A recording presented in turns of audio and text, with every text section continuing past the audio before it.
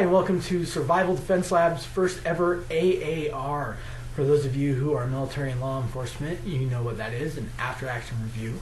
For those who aren't, it's basically where you take a training course or a class or whatever the case may be, workshop, that sort of thing, and then afterwards you take a few minutes and you talk about what was supposed to happen, what did happen, what could improve for the next time, what went really well, and then that feedback is supposed to be incorporated into future versions of the course or class.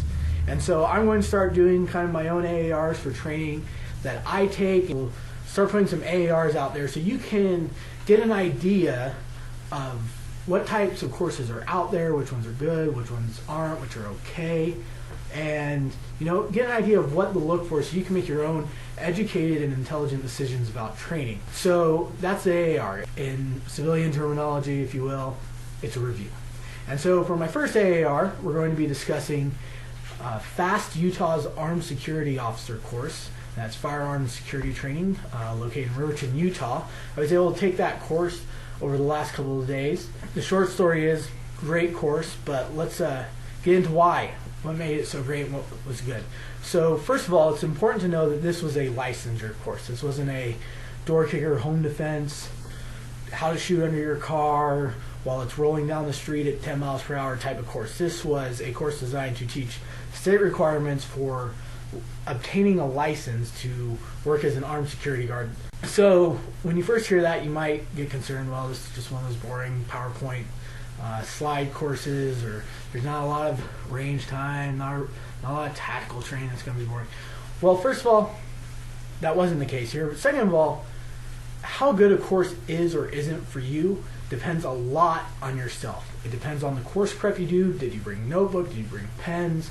Are you prepared to take good notes? Are you prepared to learn? Are you going in with an open mind? This is something that I think I tried to focus on. Was I may know some of this stuff, but let's act like I don't know any of it, because you never know what you're going to learn. You might start to glaze over a certain topic because you're like, I've heard this 1,000 times, and then completely ignore a new tidbit or fact that you would have missed. And there are a lot of little tidbits and facts in this course that I picked up that I would have missed. And so step one to any good course, come prepared. Bring notebook, bring pencils, bring drinks, snacks, things to keep you awake and keep you interested. And so going back to this course, like I said, it was a licensure course. There is a range qualification for armed security guards in the state of Utah that you actually have to perform 4 hours of every 6 months, more than my requirements in the National Guard, so that's pretty cool. But the point is there's range time that you have to participate in, as well as the classroom time. So that's the course. Learn the laws, learn what you can, can't do, and then go out to the range, practice, get proficient with a pistol, and then qualify with the pistol. So what happened? Well, it was broken up into a 2-day course. The first day was 4 hours. There's a total of 12 hours required for the state license. And the first night was all classroom-based instruction. But it wasn't just, here's a PowerPoint, here's the law, da, da, da. Steven Marquardt, who's the instructor for this course, is very good about knowing when to read a PowerPoint slide and when not to read a PowerPoint slide. A lot of times you'll get instructors who just read the text on the screen. You're like, just send me the PowerPoint slide and I'll take the test online. Well, Steve's not one of those instructors. Some things you need to read word for word, like the laws and the codes and the rules and all that. And he knew when to do that and when to break down when those things didn't make sense and to make them make sense. But he also knew when to take the discussion off the slide, to take questions from the other students in the class, and to answer those questions fully, not just kind of breeze through because it's like, well, I've got a lesson plan I got to stick to. There was none of that. There was a great moment where a question was asked about clearing weapons malfunctions, and I'm going to play that right here. Question. I noticed, is the sweep method on a stovepipe not doable anymore? Or? Absolutely not. Okay. And I'll explain why. Well, if you've ever looked at a fired casing, the case rim is very sharp. Very sharp. If you try to do that sweeping motion, there is a very high likelihood that you're going to hit your hand on that very sharp case rim and slice open your hand. If that failure to eject was like that, a sweeping motion is not going to clear it. But if we practice one way to clear any type of malfunction, then it doesn't matter what type of stovepipe or failure to eject it's going to be, that one maneuver is going to fix all of them. He answered the question directly. It wasn't part of the lesson plan. It wasn't even, I mean, it was tangentially related, but he wasn't going to talk about that method of clearing and why it was bad. But a student asked, and he answered directly and clearly, and it was great. And there was moments like this throughout the entire course, especially that night. So we went through for 4 hours. It was from 6 to 10 p.m., and I had no problem staying awake. So that should say a lot, especially for those of you who know me and know how much I like to sleep. The fact that I didn't fall asleep or even come close to falling asleep really shows how engaging Steve was with the course. And again, like I was kind of talking about earlier, he's very detail-oriented. There's going to be times where you might feel like he's giving too much detail because you kind of already know these things. But again, if you remember, some people who come into courses like this, it's like, well, this is a job opportunity.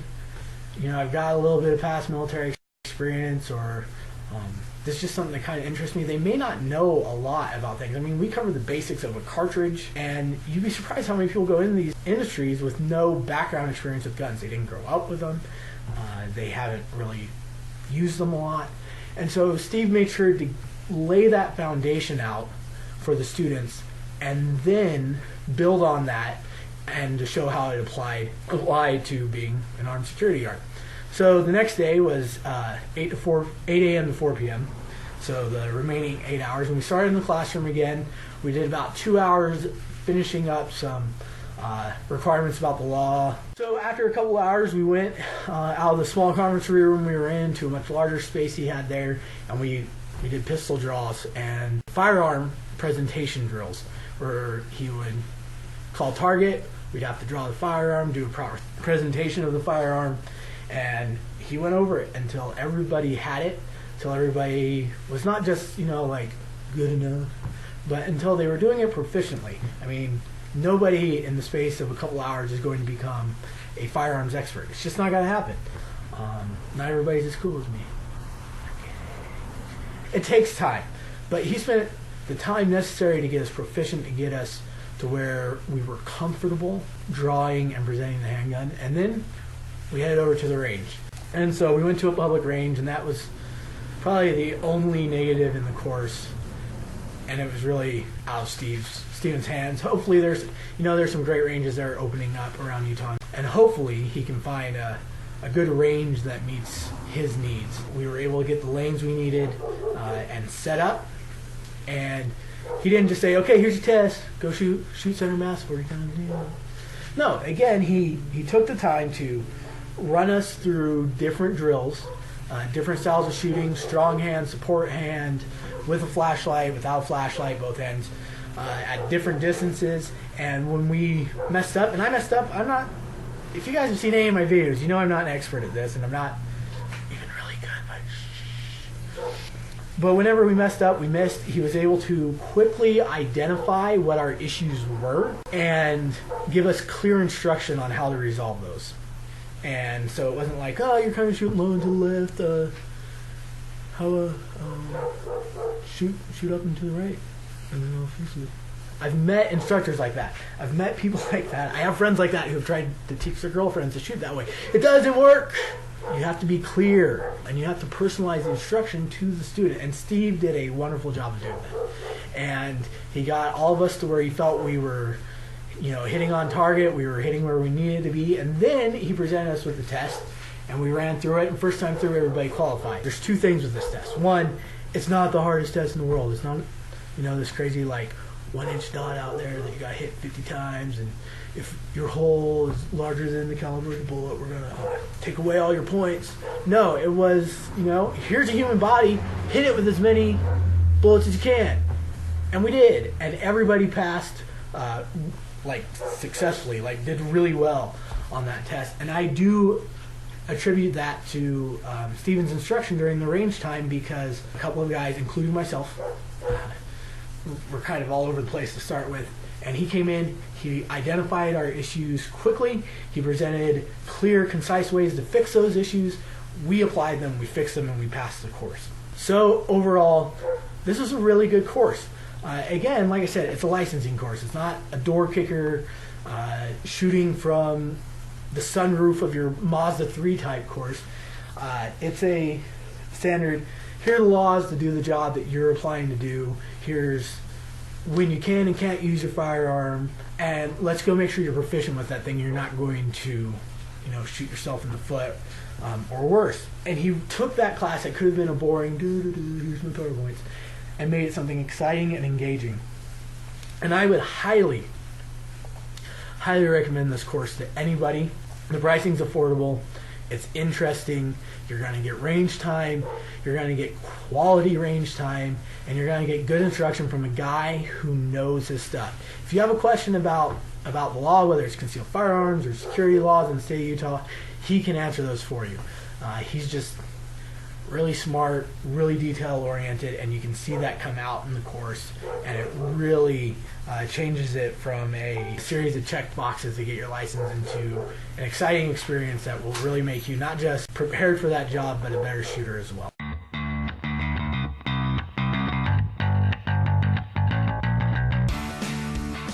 So that was my first AAR. I didn't want to spend too much time at the beginning talking about what those are, but these are something that we're going to do a lot of. If there's a course that you would like me to try out, that you have heard about, or you teach a course and would like me to come take it and kind of give my feedback on it, let me know. You can subscribe below and then send me a message, or send me a message and then subscribe as long as you're subscribing. Or you can go to survivaldefenselab.com and contact me there. Whatever way, just let me know. Comments below. Tell me what you thought about my AAR. Give me a review of my review. And let me know what you'd like to see done in the future. Thanks again for watching the video. And as always, stay awesome.